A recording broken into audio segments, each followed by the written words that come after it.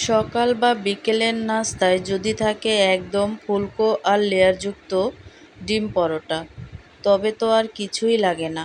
আজ আমি তোমাদের দেখাবো কিভাবে খুব সহজে ঘরোয়া উপায়ে হোটেলের মতো লেয়ারযুক্ত এবং মোচমোচে ডিম পরোটা তৈরি করা যায়। এইভাবে বানালে পরোটা হবে একদম সফট আর মুখে দিলেই মিলিয়ে যাবে।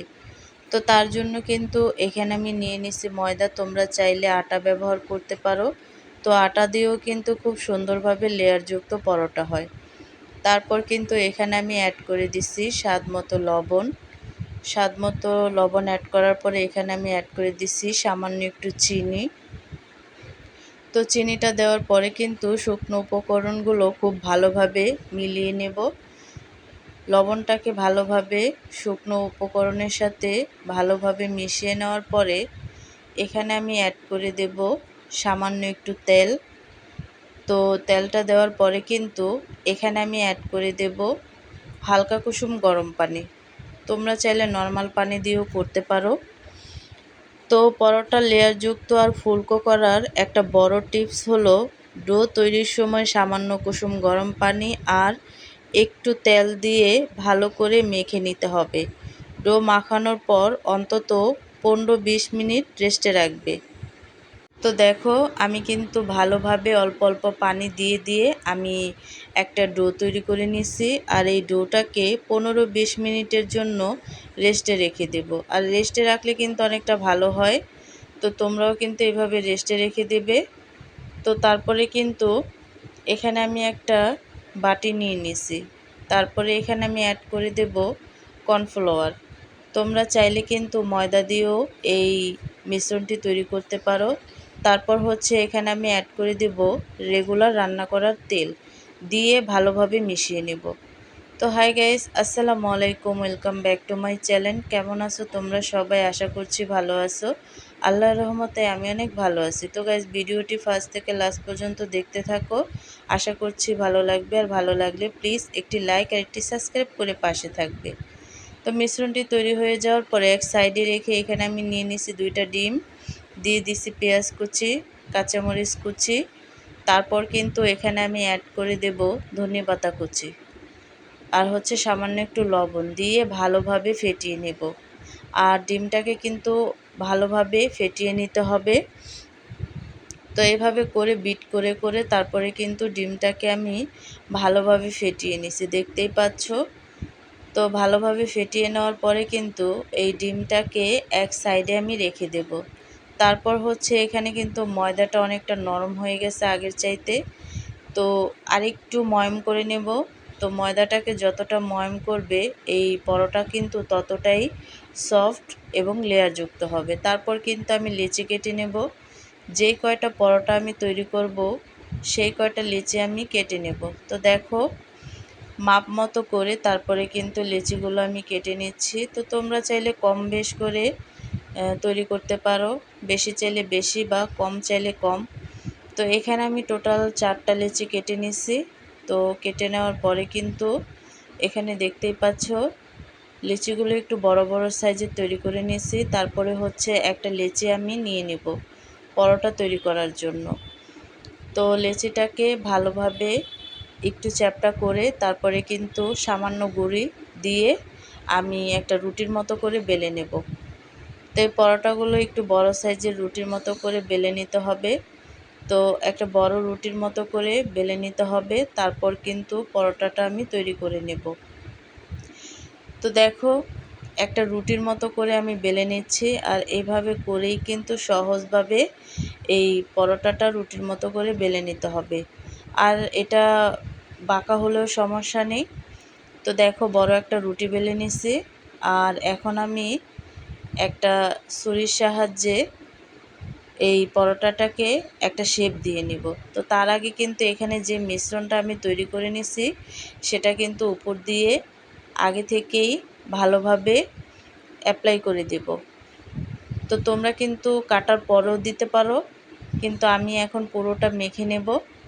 তো এইভাবে করে এই মিশ্রণটি পুরোটা মাখিয়ে নিলে অনেকটা ভালো হয়। আর পরোটাও কিন্তু অনেকটা ভালো হয়।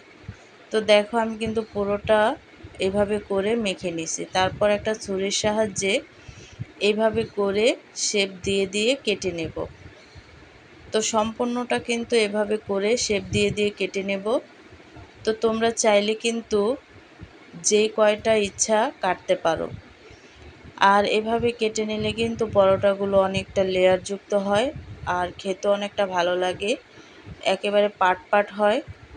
তো দেখতেই পাচ্ছ আমি কিন্তু অনেকগুলো পিস পিস করে নিছি। তারপরে কিন্তু উপর দিয়ে সামান্য একটু শুকনো ময়দা বা কর্নফ্লাওয়ার দিয়ে দিলেই হয়ে যাবে। তোমরা চাইলে শুকনো ময়দাও দিতে পারো, শুকনো ময়দা দিলে অনেকটা ভালো হয়। তো তারপর কিন্তু এভাবে করে আমি ভাঁজ দিয়ে নিচ্ছি। তো প্রত্যেকটা পার্ট এভাবে করে করে তারপরে কিন্তু ভাঁজ দিয়ে নিতে হবে। তো দেখো, তো খুব সহজে কিন্তু এভাবে করে ভাঁজ দিয়ে নিচ্ছি।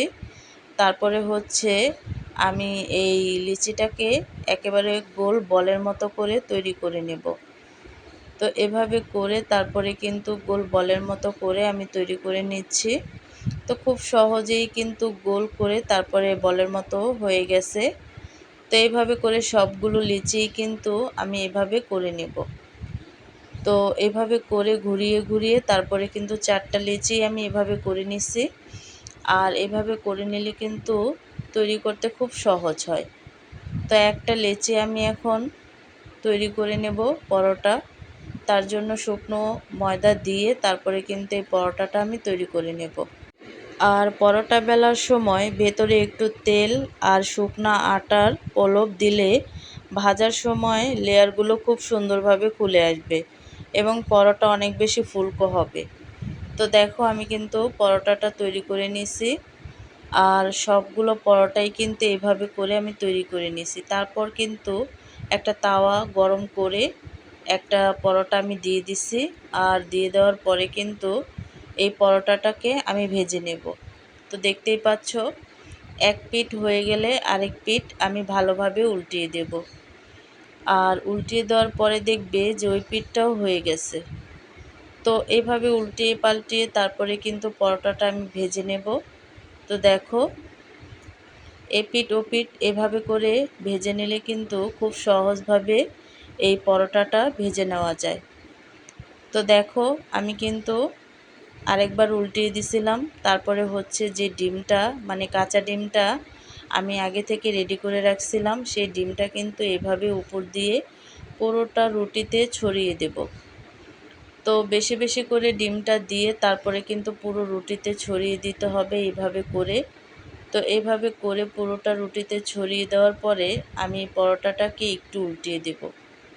উল্টিয়ে দিয়ে তারপরে কিন্তু ওই পিঠটাকে আমি ভালোভাবে ভেজে নেব। তারপর হচ্ছে এই পিঠে আবার আমি এই কাঁচা ডিমগুলোকে ভালোভাবে ছড়িয়ে দেব। তো কাঁচা ডিম ভালোভাবে ছড়িয়ে দেওয়ার পরে এই পিঠ ও পিঠ দোনো পিঠ কিন্তু আমি একেবারে লাল করে ভেজে নেব, দেখতেই পাচ্ছ। আর কাঁচা ডিমটা দেওয়ার কারণে খুব সহজভাবে কিন্তু পরোটায় কালার চলে আসবে, দেখতেই পাচ্ছ। তো এখানে আমি সামান্য তেল দিয়ে দিচ্ছি। তেল দেওয়ার পরে কিন্তু এই পরোটাটা আমি উল্টিয়ে পাল্টিয়ে ভালোভাবে ভেজে নেব। তো দেখো, এভাবে করে তারপরে কিন্তু পরোটাটাকে আমি ভেজে নেব। আর খুব সহজভাবেই কিন্তু এই পরোটাটা ভেজে নেওয়া যায়, দেখতেই পাচ্ছ। তো এভাবে করে তারপরে কিন্তু আমি এপিঠ ওপিঠ পরোটাটাকে ভেজে নেব। তো এপিঠটা হয়ে যাওয়ার পরে কিন্তু একটু উল্টিয়ে দেব, উল্টিয়ে দিয়ে তারপরে কিন্তু আরেকটা পিঠ আমি ভালোভাবে ভেজে নেব। তো অনেকটা লাল করে ভেজে নিতে হবে, যেহেতু আমি কাঁচা ডিম ইউজ করছি তার জন্য কিন্তু এই পরোটাটাকে একটু ভালোভাবে ভেজে নিতে হবে। তো দেখো, আমি কিন্তু দোনো পিঠ ভালোভাবে ভেজে নিচ্ছি। তো দোনো পিঠ একেবারে চেপে চেপে তারপরে কিন্তু এই পরোটাগুলোকে ভেজে নিতে হবে। আর খুব সহজেই কিন্তু এই পরোটা ভেজে নেওয়া যায়। তো দেখো পরোটাটা পরোটাটা কিন্তু আরেকটু উল্টিয়ে দিচ্ছি। তো একটা পরোটা হয়ে গেছে, এভাবে করে সবগুলো পরোটা আমি তৈরি করে নেব। তৈরি হয়ে গেল আমাদের লোভনীয় ফুলকো লেয়ারযুক্ত ডিম পরোটা। দেখো এটা কতটা সফট হয়েছে, তোমরা বাসায় ট্রাই করে দেখবে, অবশ্যই জানাবে আমাকে। ভিডিওটি ভালো লাগলে লাইক দিবে এবং প্রিয়জনদের সাথে শেয়ার করবে। আর আমার এই ছোট চ্যানেলে নতুন হয়ে থাকবে, সাবস্ক্রাইব করে আমাকে উৎসাহিত করবে। রান্নাটা আসলে একটা শিল্প। আমরা প্রতিদিন একই নাস্তা খাই, কিন্তু একটু অন্যভাবে বানালে সেটা পরিবারের সবার কাছে অনেক তৃপ্তি হয়। এই ডিম পরোটা বানালে যেমন সহজ তেমনই এটি পুষ্টিকর। এই রেসিপি তোমাদের ভালো লাগলে আমার পরিশ্রম সার্থক হবে। তো অবশ্যই ট্রাই করবে। তো আজকের রেসিপিটি কেমন লাগছে অবশ্যই কিন্তু জানাবে। তো অন্য কোনো রেসিপি নিয়ে তোমাদের মাঝে আবার চলে আসবো। আজকে এই পর্যন্তই। সবাই সুস্থ থাকবে, ভালো থাকবে। আল্লাহ হাফেজ।